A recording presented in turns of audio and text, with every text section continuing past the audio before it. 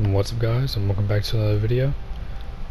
So in today's video we're going to be doing a beginner's guide for divine beasts. So what I put together is pretty sloppy. Just threw stuff on that's low tier that you could pretty much get easily. That should be alright for you to begin your divine beasts. I do suggest though, before you even do them, after you complete story, finish all the chapter story missions first. So I mean, like, by that I mean do Sinon's chapter story, Tisei's, Selka's, and then Silica. So do those first, get you a couple levels from those and all that, and just do that. So also I want to mention that with the new spear skill tree, you can do these with this skill, which makes your normal attack power do a lot more damage. So pretty much all your square attacks, if you're playing on PlayStation, your square attacks are going to be doing a lot more damage. If you're going to be running this, do not use a combo finish, because the combo finish is not going to get that bonus. So you can do it with this, it's just slower. So in my opinion, I would use custom skills, and I will show you guys custom skills. But mainly from that, you're going to be wanting to use this, the super art duration. So for this, I'm just going to be running the Night Sky Mirage Blade, since pretty much everybody will have this. You can't sell them, so you'll pretty much have this. Honestly, the stats on these weapons are bad because they don't even have strength. Mirage Blade is really only good because it has that dex. Night Sky, honestly, that agility is about it. Blade Render, you can get this from a relic quest. Blade Render is actually over here. So yeah, Blade Render you get from a relic quest that's over in this area. And the relic quests that actually drop gear are the silver icon quests. So once you go to this area, you'll see silver icon over here. Go do that. You'll fight a spider boss, and you can get this armor, which is just vitality, just give you a little extra, HP boost, defense boost. If you want to as well, you can go for the passive on it, which gives HP absorption plus 100. So each of your hits is going to give you 100 HP back, which isn't a lot, but I mean it's something for you to use for whenever you need to spam square to get SP back if you need to. Wing necklace, this is actually from the Reaper boss from the Sinon chapter. You can get this pretty much early stages of him. Only reason I got it all is because getting a little extra dex. Slaughter belt has strength and vitality. I wanted strength because strength is really important for more damage, so I went ahead and got this. It also has rising spirit, which is really good, plus 5% in all stats. You can craft this from a vendor over in the east region. Teleport right here, and right over here there'll be a guy standing near a work table, and you can craft it from him. I suggest if you're on PlayStation, what you can do is upload your save to the online storage if you have PS Plus, and if you don't, you can upload it to a USB and upload it right before you go make it, then go craft it. And if it's not the one you want with the passive, then just go and re-download the save. Do that over and over if you don't want to keep going out to get the materials for it. That's pretty much it for the main gear setup. Now here, what I'm running is Galvanize, because instant super art. God robe, this is really good for beginners, since what it means by physical double is that right there it says physical double plus 3. So what that means is a mob can do 3 hits on me and I won't take damage. So this is really good in case you're going to get hit and you don't want to, you just want to play it safe, really. Billion Blossom again is for your skill connect. That's for keeping your skill connect counter. That also boosts your damage, so whenever you get 2 out of 2 skill connect, your damage is boosted. 1 out of 2, it's boosted. But this is mainly so you can keep that boost, and so you don't have to time your sword skills. Reaper's Wrath for more crit. As for passives, here's another Rising Spirit. Killing Blow for more crit power. Clear Flash for super art duration. And Evil God Bloodline for 10% strength. If you need more accuracy, I suggest you either change this passive to Hawkeye, or if you can, like for me, I'm going to be using Prodigy for more skill speed, but if you do have the Nimble persona, use that. I suggest you watch a video online that tells you who all has the personas and animas. I believe it's made by Murad Zero or My Gaming Moments. One of those two, they have it. And also, I do suggest you you pretty much get all the sacred arts in the game before you really attempt to do this, because you're going to have Luminous level 1 right off the bat, but this would be good to have regen. Merciful Shine would be good so you can place an AoE field if you need to. Accelerator for more skill speed. Magic Mirror to block any projectiles. Force Barrier is good for more defense. Really, other than that, Dark level 2 can pretty much stun a mob out of any attack, so this is really, really good. I'll be demonstrating that as well. But that's about it, really, for what Sacred Arts should mainly be using, but I do suggest you at least get all of them. Another thing I do suggest you get is all skill trees, and by all skill trees I mean these right here. These ones that you have to go get from statue quests. So once you can, you know, go ahead and get these first as well, because there's passives you'll need from these. Like here, Killing Blow, you can only get it from the Scout skill tree, which you're going to need to unlock. There's some good combat skills in them and all that too. So as for sword skills, we got Shine Circular, Final Revolution, Starburst, and Nightmare Rain. Shine is going to be our down damage. Since this is for beginners, I'm not going to use the Steel Riding Armor. I'm going to change to, let's see, a White Mist Armor.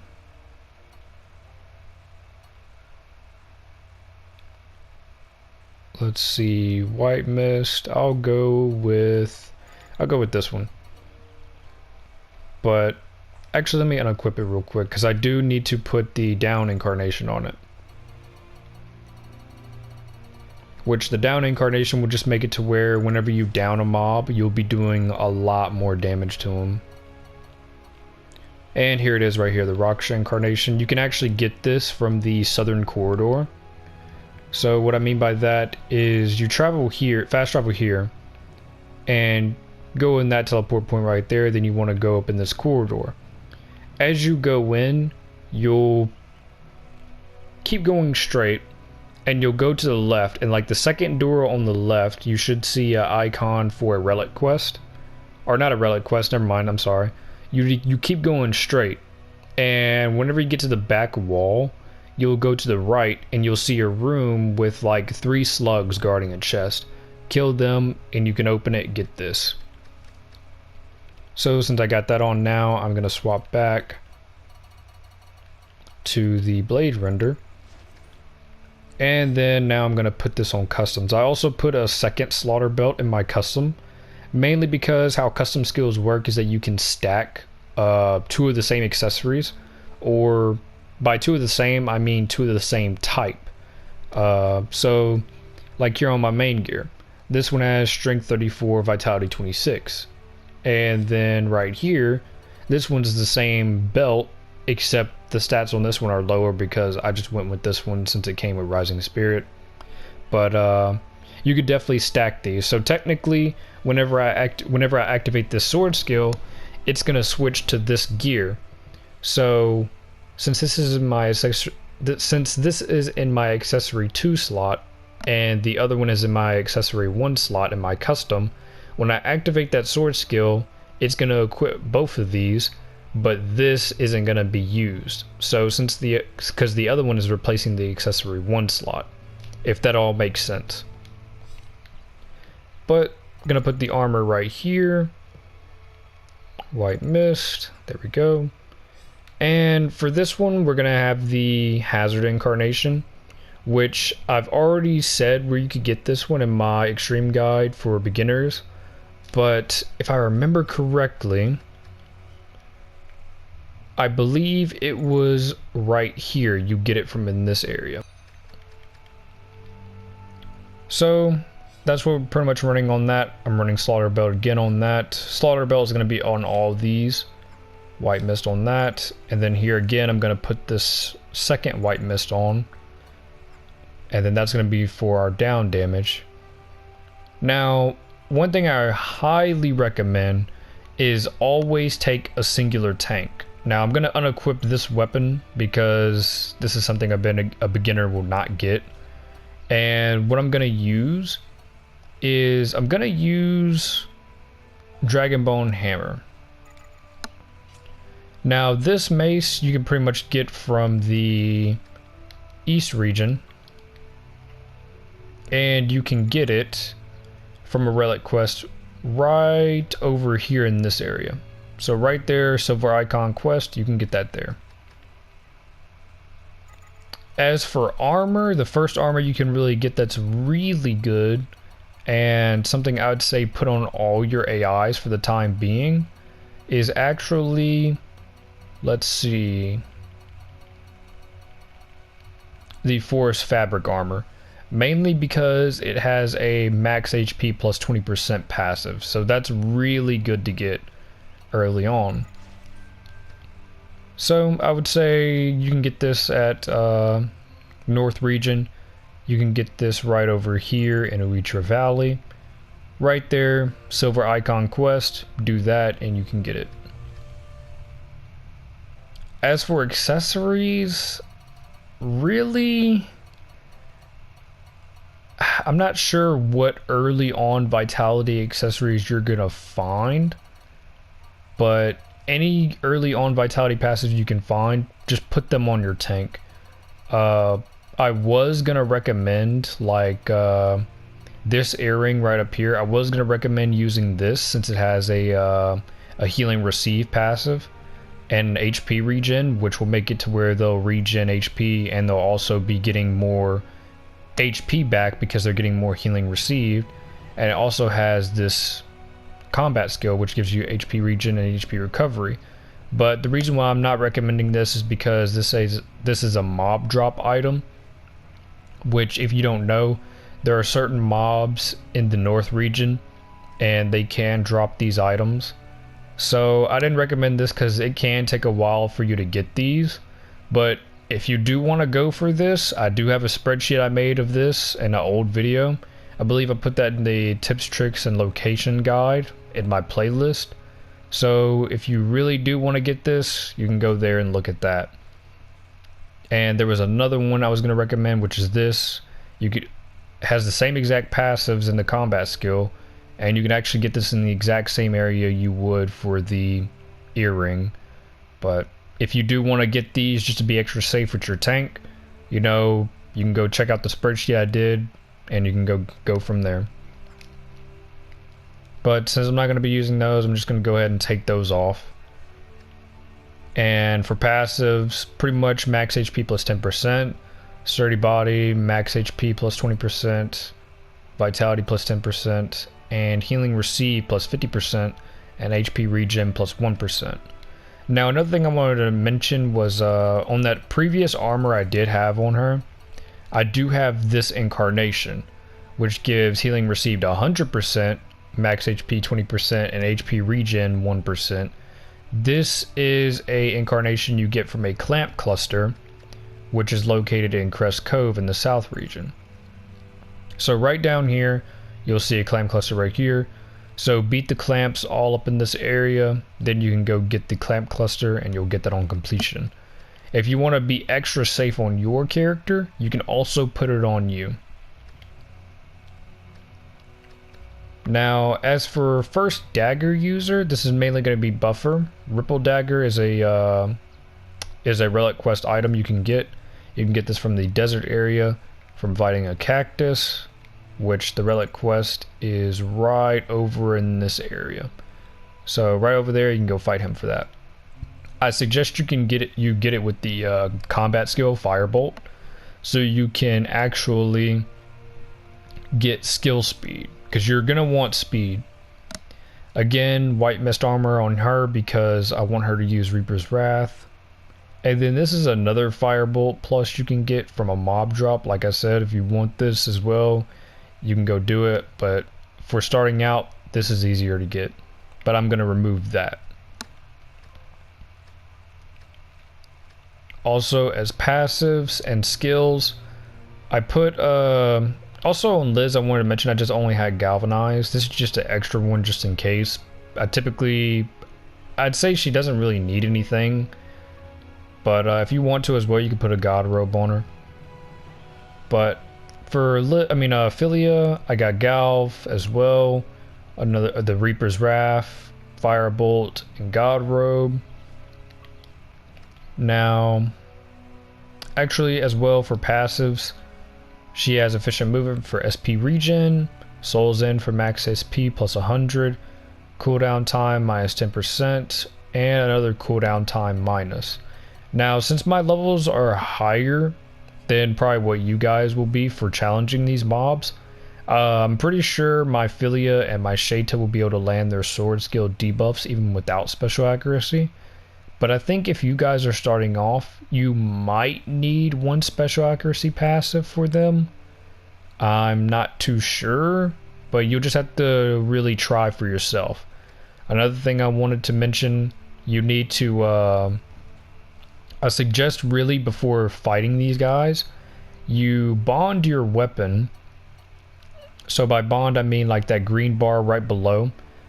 You bond that to the max because that'll also boost the stats on your weapon, and you also want to get at least somewhat high proficiency with whatever weapon type you're using. I'd say maybe before challenging these guys, get maybe 700 proficiency, maybe 500, 600, somewhere in that range, at least enough to where you want to really be stuck with too much of an accuracy burden.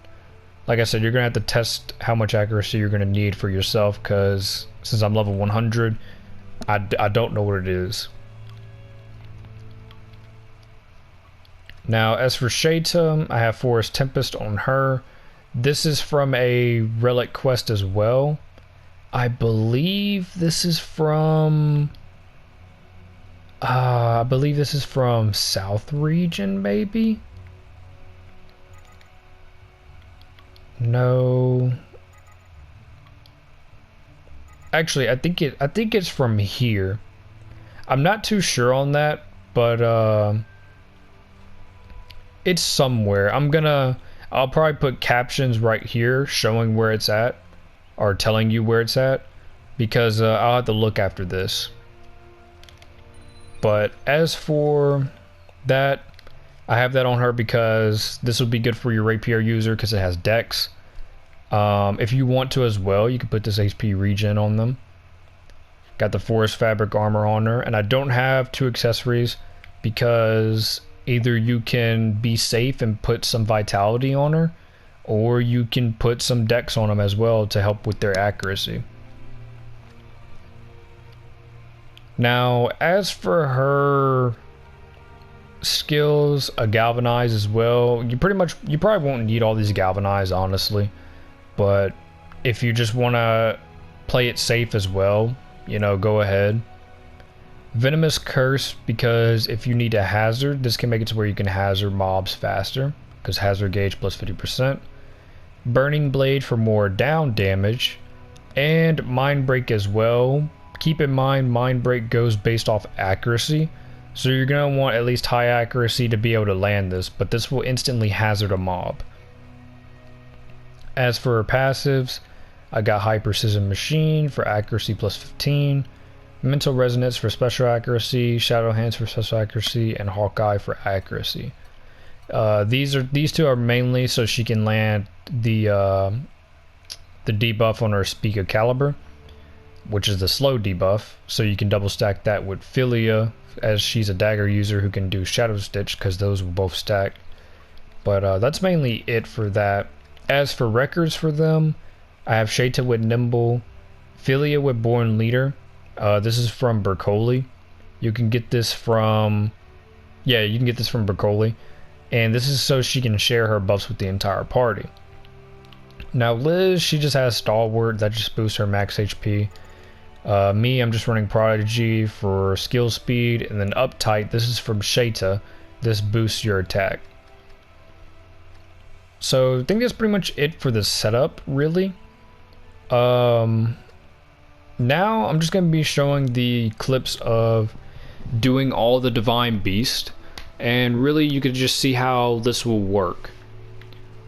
So pretty much that'll be it, and yeah, enjoy the rest of this. And I'd suggest as well, before you really go on the Divine Beast, you should probably practice on the Relic Quest enemies beforehand.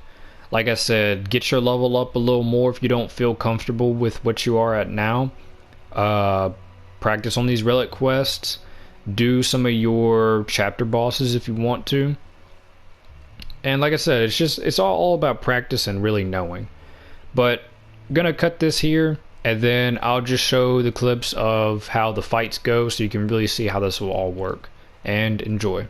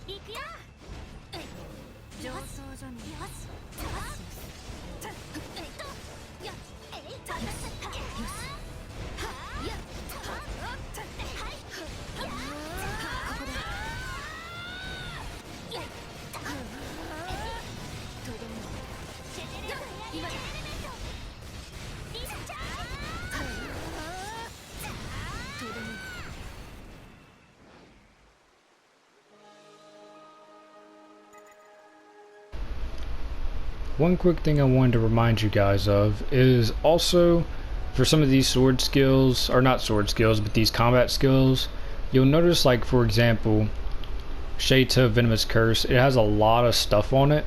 You can put upgrades on your combat skills. So what I mean by that is you go to your skill map, click on the skill, and you can use skill points to buy these little upgrades. You can turn them on, turn them off, do whatever. So that's one little thing I want to point out as well.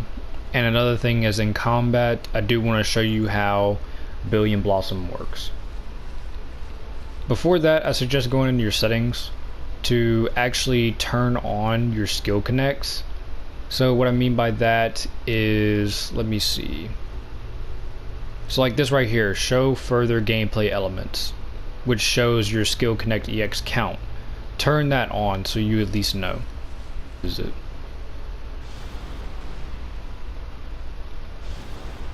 And like I said, this is just more easier and it's more damage. So for that, put the God Robe on. Gotta switch to Shayta, put the Venomous Curse. Go to Philia. Do her buffs. And go back to my character. And go ahead and hazard him. And with that Venomous Curse stuff, with that hazard, you can hazard these a lot faster. But you see my skill connect EX when it gets to 2 out of 2, and after you're done chaining, do a step and then go back to your little sword skills, because then you'll keep it. So to get 2 out of 2, this is the sword skills you're gonna have to do. So Final Revolution, Shine, and then Starburst. I don't have enough SP to activate Starburst, but that's how I do mine. You can do Nightmare Rain first, and then Shine, and then Starburst as well, but I just go with Final first, then that. But as I said, you know, try to get, if you don't feel comfortable, get your levels up, get your proficiency up, do your bond on your weapon, and all that. Now, for some accessories you can use for like your other characters, or even if for you can use like stuff from vendors or craftsmen. So if you want to do that, you can.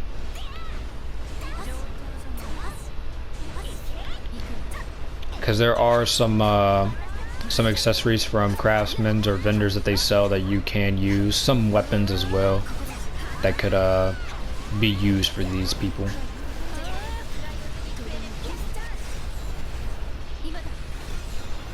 There you go, that one's dead. And that's the Guardian Dragon armor right there. Vitality to max HP. Like I said, that's really, really good for a tank. You'll craft some of these Divine Beast gears. Because from the Legendary Smith, whenever you unlock him, you'll use the materials you get from these Divine Beasts to craft weapons and some accessories and armor there from him.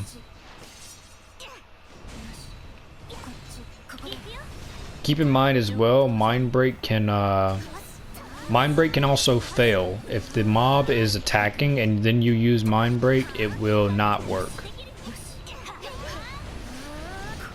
So like that right there, if I would have used it right there, it wouldn't have worked.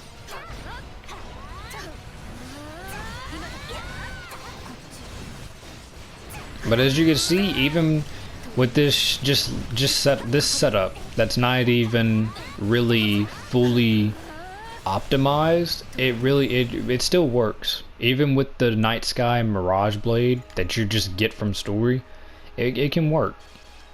Like I said, you just gotta practice and know this build and really, you know, just experience it. And one thing I noticed as well whenever I was testing like a real setup for this, I noticed that whenever you do damage to a Divine Beast and then like say you leave the area, or you like you go outside the range and it just despawns, its health actually stays the same as when you last left it. Because I teleported out of the area to, you know, get my buffs back so I could test something else. And I noticed whenever I was doing the Whale Divine Beast, it changed. Well, not changed, but his health stayed the same. Which also just reminded me, I do need to go to that Whale Divine Beast, because that gives a rapier. I actually just skipped over him.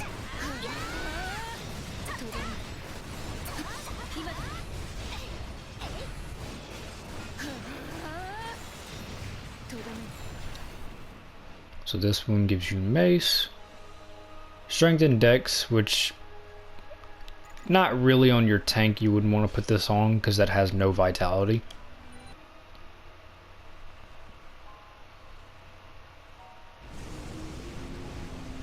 Another passive I could say you could put on your AIs. Since you don't have an Abyssal Ring yet that has Wit's End, since that's from a normal raid, you could definitely put on Rule by Strong. That'll make it to where your hits will make the risk of the mob go up, and you can get the mob to 6.0 that way. As long as you have like special accuracy to land that stuff and all that, you can do more damage that way. That's also something you can do, but I think this setup is pretty much just fine for you guys. Okay, don't know what's happening to him.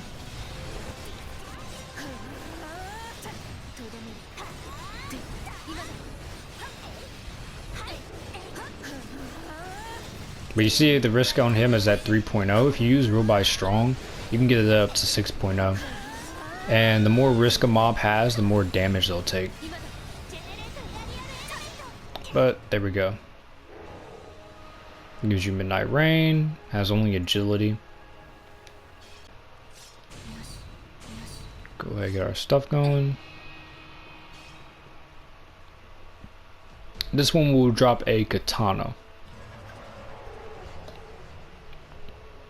But yeah, this one and one other divine beast, if you're just going with a plain setup or whatever, then yeah, this one and the other one that we'll get to, these will be your hardest. But you see, Mind Break didn't work right there, so I'll just have to hazard. Let's go ahead and buff. Switch back to my character. And as you can see, hazard him real quick. This is why I also mentioned you should take a tank, because in case something happens and your characters die, or you don't have God Robe, then your tank can at least survive. But that has Vitality and Dex. Not bad. Would have been better if it had Strength instead of Vitality.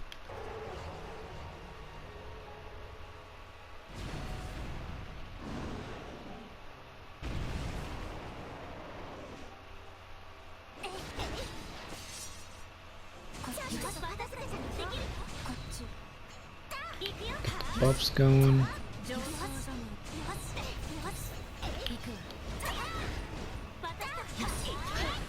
And get to hazard. Well, you can pretty much just see how this ain't even like full gear from even normal raids, and this is just the starting swords and then just gear I found to throw together, and it still wrecks them.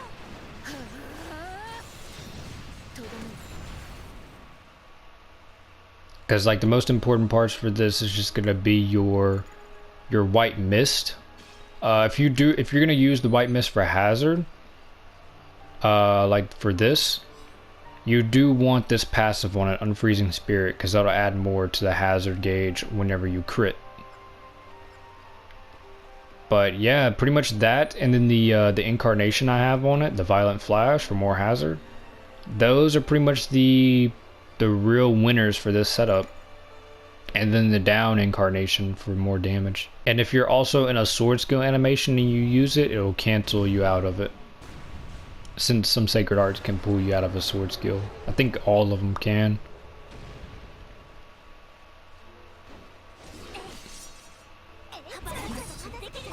But you see right there, he opened up with an attack. If that was like me at like level 50 or lower, that probably would have killed me instantly.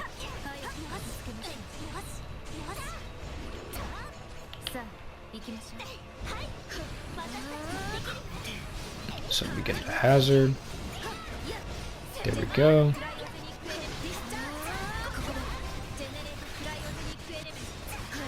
And you can see like he's really, compared to the other bosses, he's really taking the hits. Like he's still dying fast, but he's taking the hits.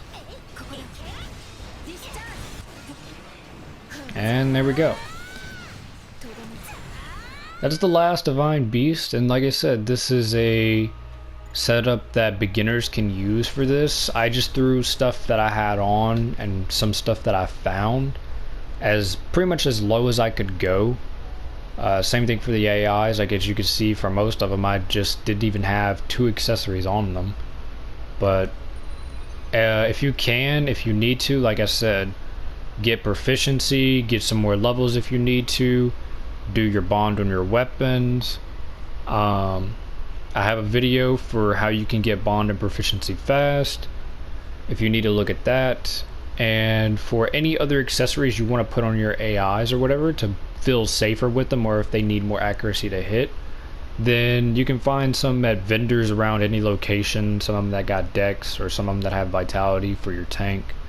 But yeah, this is just the stuff that I found. You can even put slaughter belt on them just so they can have that rising spirit as well, and then put whatever you want as in the second slot for them. But yeah, that's pretty much it for this, and I will make a guide for the normal raid setups for beginners. So until then, I'll see you guys in the next one. Peace.